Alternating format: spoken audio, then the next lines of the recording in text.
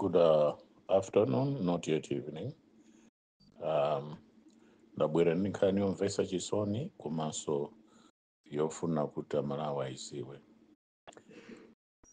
We have discovered, and it has come to our knowledge, our attention, that the MCP government is planning something very, very, very sinister.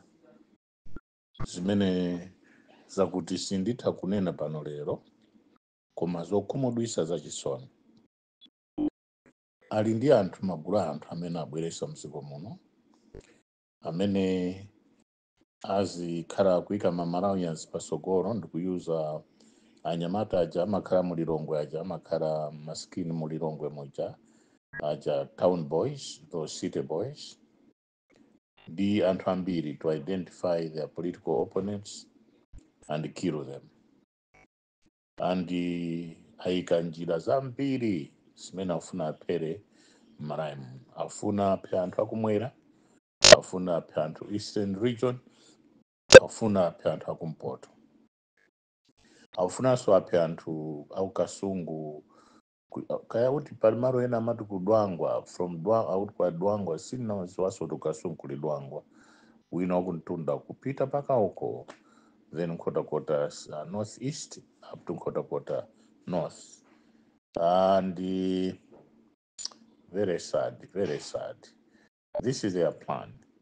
And some of people of Nchishi somewhere, those who may not subscribe to the ideals and party support.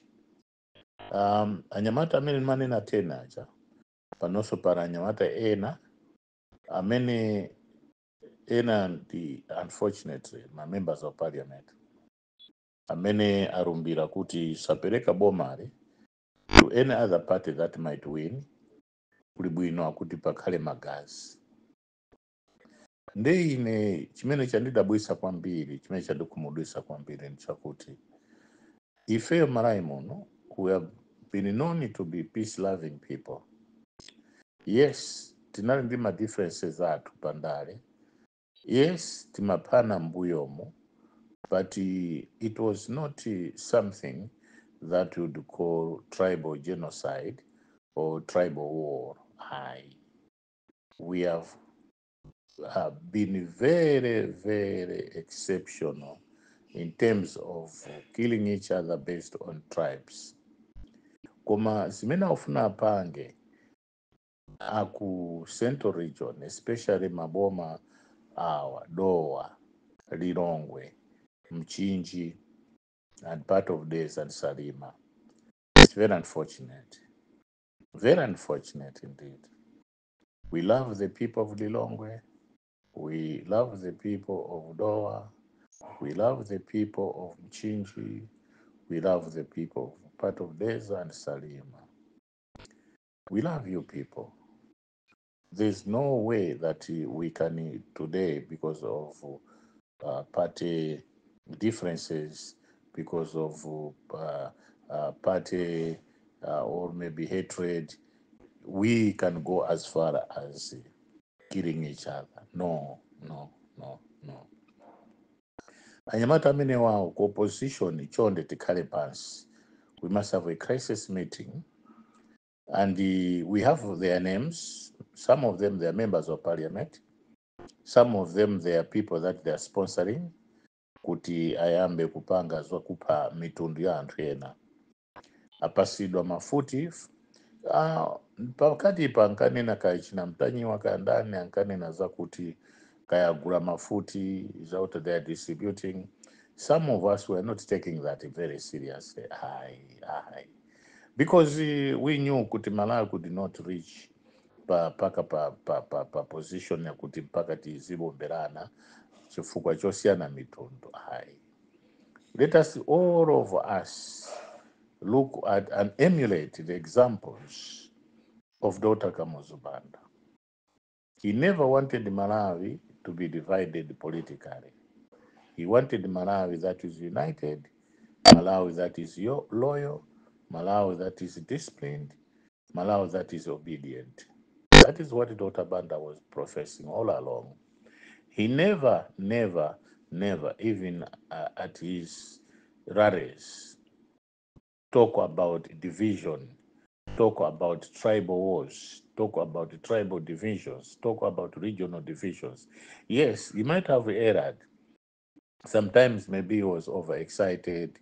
You know, excitement can be can go to anybody. Excitement can be with anybody. Koma excitement at Otabanda had an element of discipline. Akakondwa kwambiri kuti say anthu auku muzonda anzanu, don't do that. That is the excitement I'm talking about. Sometimes it was overboard. Koma iya kuti even the president is knowledge, or the president is aware that this is what is happening. It makes some of us sad. Uja amanena zakuti akhoza kuthiwa kukhosi, akhoza ujeni. It's just a drop in the ocean. It's just a storm in a teacup. Koma pali zinthu zambiri zeni zimene zikupangika. Kunena za zikwanje, komatu siku lina anthu azasiya kugwiritsa ntchito zikwanje, because pazafika kuti mkumudula munthu wechikwanje, chikwanje icho nkuduka, nkuwuluka chikwanje icho kukapha abale anu onse kumuzi. Musanafike kumuzi ana anu onse adulidwa mitu. Nthawi imene ikubwera. Koma it's my humble appeal to say chonde tisamafike zimene zozo. Chifukwa pali anthu enanso ndochenja, palibe munthu waziko lapansi kuti yende amaziwa zonse. Palibe. America undermined Iran. Kuti Iran is a small country, we can simply just put this bomb. This is the best bomb kuti to go and penetrate wherever they have stored whatever military materials were. Anaona kuti anakanika bomu ijena yose jenangosungunuka bomu yose iji nkudabwa kuti bomu imene chitikuidalira kuti this is the last of all the bombs, kungosungunuka basi. Ndeno chimene uthandaza pano chakuti never underestimate your opponent. Malawi Congress Party, this is my appeal. Never underestimate your opponent. Opponents. Never underestimate the intelligence of your fellow human being. Masenga alipari ponse. Palibe kuti this is the best Masenga and this is lesser Masenga than this. What you see in amongst Gulewa Mkuru is what you see in African societies. So it's a part of our culture. It does not happen only one region. No, it is across the country. Parantu ena chikwanje chija kusandusa mazi ena keso amena kuti akangukulowa kuti akugwere iwe kayamba mutu basi ndeuti wata. Ukafika kunyumba basi iwe ndeuti wasungunuka basi kukhala acid. Parantu ena amapanga zimene zonse. Parantu ena amakhoza basi iwe munthu ukagona paujena paja basi achosamo mzimu ukupita uja ukangogwa basi wasowa. Anthu ena amapanga zimene zonse. Parantu ena amachosa mafupa munthu. Uri wa moyo kwa mafupa wosachosa. Zime zimapangika. Parantu ena mfuti yomweyi kukuombera choncho mpeza kuti mfuti icho ukapha abale ako onse kumenali. Anthu ena amazipanga zimenezo. Koma zonsezo ife tumanena kuti Mulungu tumike pasogolo zachabe, tisafunirane zoyipa, tisafunirane kuti pakuti awa tiwalangeko. Pali wina wakeso mzanga wa pa Central Region anandipa telefoni zonse zakuti tikhaleko tafu tiyambe kuti wamenya anthu aziopa. Pofera munthu salambula. Chonda abale anga tikondane. Mfuti izi mukhoza kudalira mfuti, nthawi zina sizigwira ntchito. Mukhoza kudalira mipeni, mabenesi, whatever. Nthawi zina zimakhala kuti sizigwira ntchito. I knew one person in Kasungu, kwa Churu, in those years. I was sent there. Ndi amaplanga. Ndiponso ndadandora kwambiri kuti amaplanga amwalira pa zinthu zisizina nakati mwakafusa amakhala kumanja kuti tiyeni kumanja mukafuse ame timatengera pa mpango kutenga even ng'ombe kuti tichite demonstrate timatenga ng'ombe zakamuzija 100 pa mpango nkukwera basi osachita kumayenda nawo pasi mpango tawika nthumba zimene zimapangika nthawi zinatu munthu akamamuchita recruit in those days they were recruiting that particular person based on what that person is all about. Ndeno munthu kanena kuti ndasiya izi ndikupemphera nthawi zina kuti ubwerere kumene kuja ndikuti makakhala munthu oyipa kwambiri kusiyana ndi mene unalili kale.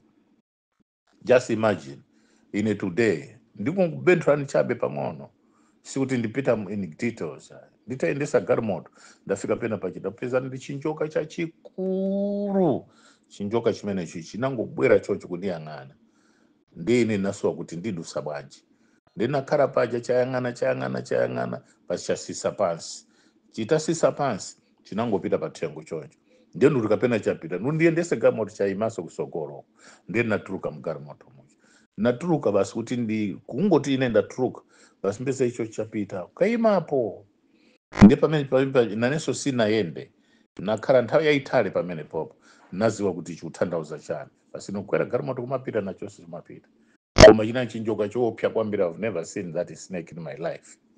Ndino zimene ndikukutanthauzirani pano kuti ndangokubentherani chabe pang'ono munthu samapite kumasenga ayi munthu ukhale munthu wokonda ziko.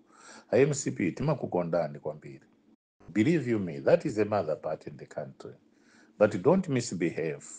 Don't take Central Region to be the Central Region for MCP. MCP should be all over.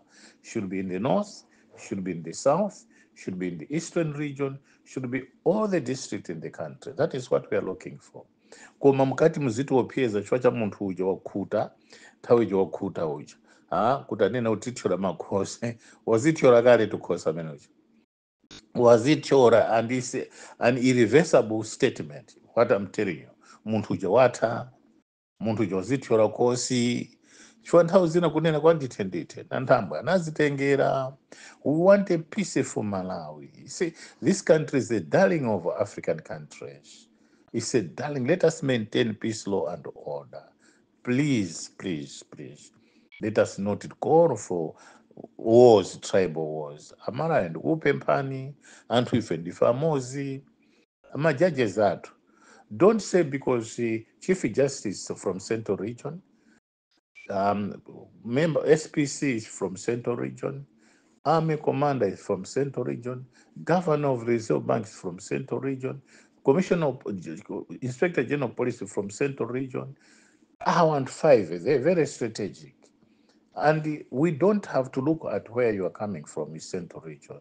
Because some of you, that churapa, now, that uyu mwana uyu SPC bambwake, analipa Robert Brega, uphunzitsa chani, amaphunzitsa, he was a teacher, mathematician teacher. We convinced him, he became an MP wa dera la kudowa East kucha. Ndani uyu mai ndani uyu bambwake, analipa Robert Brega, a teacher. Ine ndikwaziwa bwino ndagwira nawo ntchito. We convinced him kuti asiya za uphunzitsi akayambe za MCP.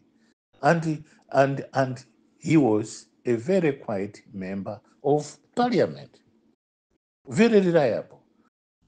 So no, ife tikamakuzani zinthu ngati izi muzitilora kudeza kunalanzange na Jumapili amatenga anthu ujeni anandipita nani kudamba kudeza anthu amujeni sija amakazingira pamutu chimanga chokazinga iwo ataika pamutu apo kumapya pamutu apa chimanga anthu akudya inapaka nandi passport nadya.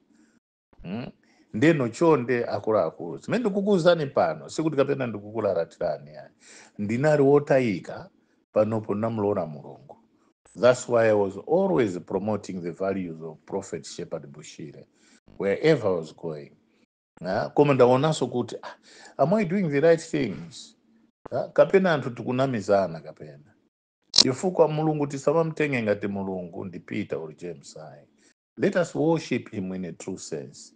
Let us all bow before him because he is the creator of heavens and the earth. Koma zimene mkupangazo sizabwino, enafe tinamlandira Yehova takula. Ndetikakura tiena kulemekeza nathu, tiena kulemekeza nzathu, tisamanene zonyozana. I have never denounced the activities of police, or the operations of police, koma some individuals in the police misusing their positions to kill other people.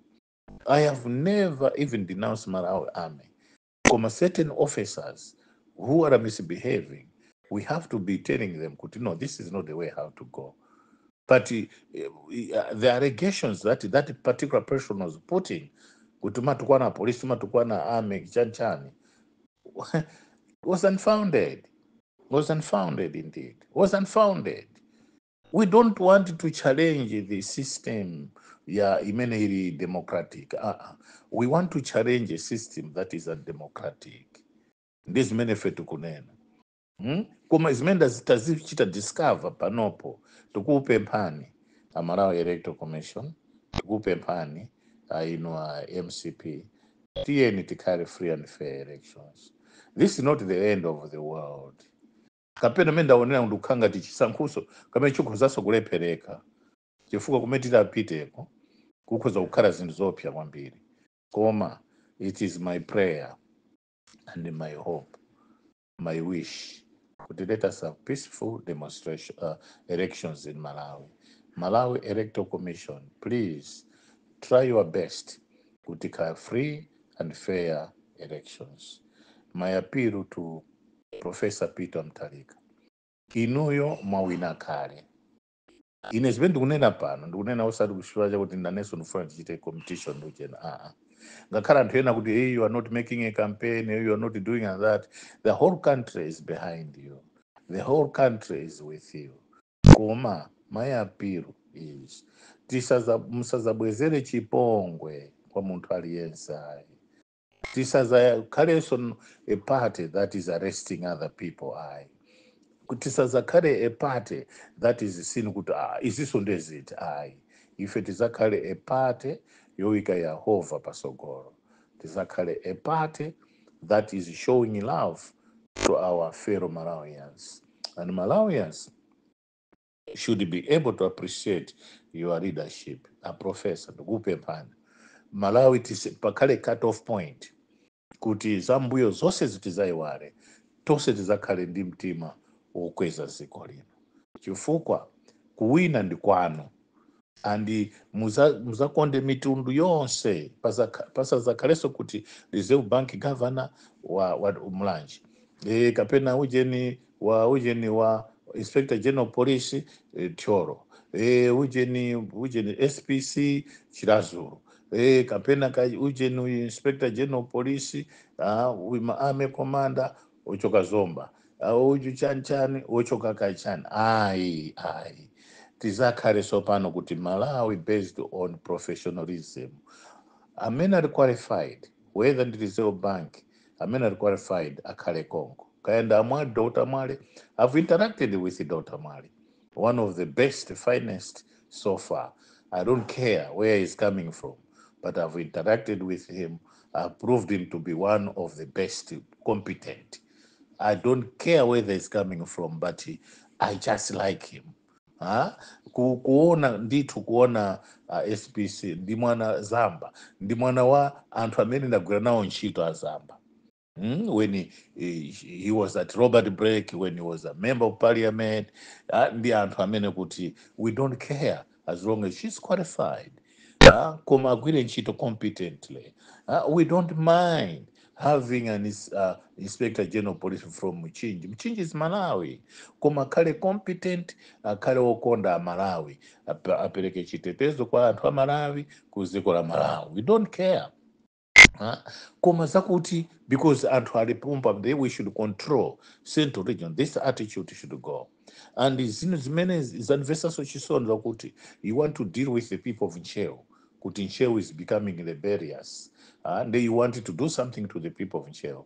Tasiyani magarizo amene wao. Nchewu is just a political, is just a district, a political district, administrative entity. Imene ngati is any other like Balaka district, is any other like Mwanza district, is any other like Neno district. It's just an administrative unit. which has to organize those people like that. It is not based on tribalism undangoni kuti muzavutisa hai. Siyani maganizo amene wawo. And siyaniso maganizo kuti you want to deal with the people in Mangochi and Machinga. Please siyana MCP maganizo amene wawo. Chonde ndikupemphani. Zina that sindiurura zomvesa chisoni kwambiri zimene itazichita discover that MCP is planning, especially in the month of August, which is next month. Aikazinto zonyasa kwambiri zimene zikunevesa chisoni kwambiri. And mafumu amene mnakagulisa zovotera zanu, please demand it back, because muzachita nazo manyazi munonse mkuziwidwa bwinobwino. We know you all what you have done. We know the steps that you wanted to embark on. We know zonse zimene mwachita plan. Desi bwino nthawi zina mwana akamakhala ngati kuti aufuna kuti uje aukanirira chinthu, nthawi zina akapya ndi moto pamene mapunzira, koma ife sitifuna zimenezo. Nthawi zina kupya kwa mwana kwa moto kuja kumakhala kuti wapya zara zonse. Ndeti zisamara mwana ngakhala khale wamakani chate timamsamara kuti akule bwino. Malawi is our country, the only country that we have. Chonde tikonde ziko latu. Let us be patriotic. Patriotism should be taught in schools. Patriotism should be the order of the day. We have to learn to love our country. And two, let us look at issues. Indians are coming in large numbers in Malawi here, uncensored and restricted. They are all over flooding the society, flooding our country. But we don't know how many of them they are here. Chinese, there are plenty of them here. Even some of them selling things that Malawians should be doing, taking jobs that Malawians should be doing. Cost of living is very high, very high. Let us look at these issues. Once again, achakwera. Musaganize kuti mukakhala pampando ndekuti muyiwale mulungu, inuyo ndino mulungu. You are just a pencil in the hands of God. You just another creature in the hands of God. Put God first. Ndikupemphani, put God first. Musamanamizire kuti mundipase maripoti pamene you are part of it. Tukuziva china chilichonse. There's no secret under the sun. Nobody is clever than the other on earth. Please, please, please, please. Your legacy should matter. Your legacy should matter. Your legacy should matter. That matters a lot. Wasati legacy yanu izakale yoyipa. Chwakumenti kupita, no matter kuti mufuna kuti mupiteso pa 10 years, pa 5 years kuti musintha zinthu. But your legacy that you have done, ili siya bwino, anthu sazayiwala paka kalendikali. Chifukwa nyamata wose amene wachulapa, ena wasazafika to 2030 ambiriyo. Safika 2030 ndikukuzani pano, chifukwa kufunira nzanu zabwino, mulungu amakana. Anyamata ino, chonde, musamafera zinthu za chabe. Wose amene anapha chinamuwaro, kulibe. Wose amene vanala Gentle Chalira, apa nchiopo mpache, na amene anali prosecutor. I went in 1976 to witness that case. Kuona kuti Gentle Chalira kulimbikira ndi G.G. Mtawale, Grayson Mtawale. These were police prosecutors prosecuting Muwaro. Gentle Chalira is from Cheo. And Mwanangu Mbewe was from Cheo. Those who kidnapped Otto Nchirwa kumchinji. So if it was wina naro kudetsa. So if it was this was menezis, all of them kulibe akamwana nali pamene paja kulibe, even utumpita kumanda kwa akamwana kuti mukaone pasi paja ndi mafupa omwe palibe. Ndeno chonde, let us respect one another. Let us respect each other. This country, Malawi, called Malawi, is the only country that we have. Zimene mukuchita plan izo, sakhalepo bambo, achakwera ndikupemphani, chonde, abakiri muluzi, kumene muliko. Chonde. Pangani kuti muauza anthu awa, munali pampando pacha, kuti zinthu zosirana, munali pampando, first president wa multi-party democracy. Where are you today? Muri kubise hiru, anthu sakukuyiwalani. ana yena sauzo kuti munana president koma you are still living. What about if you are late? Nobody will remember you. This is your time now to come in. Tell Malawi Congress Party kutasiyana mchitidwe wopanzano wosekerera kuti mapanzano makamaka ndaraunda kuti ndimchola kamlepo kosi wazithyora tu kosi liji mmene kuyambira lero mpaka mkaka nditi you never come right. And mimba ijaso ioneka yekha kuti izi mdabwisa yeso kuti mimba ikukura bwanji. Ndeno that is part of the appeal that I wanted to say today. Let us love our country. Let us be united. Let us be people that are there for the development of this country, economic development, and the other developments that we are seeking. Chonde, poverty should not be an industry. Marai muno majudges ino akuru a justice ino musakhale kuti mukulamulira ujeni judiciary because you are from central region. Justice msimande kale kuita mzikamande kwali iyesesani kuti malamulo agwisa ntchito kwa aliyense. We love you. Ame commander yesesani kuti don't misuse it. We love you. Inspector General Police yesesani kuti don't misuse it. We love you. Koma chitapereka nchithandizo cha chitetezo kwa aliyense Malawi. Ndimawawa lero ndisekere pompo, but it's a very serious warning to the country. Good evening. Thanks for watching. Malawian Camera.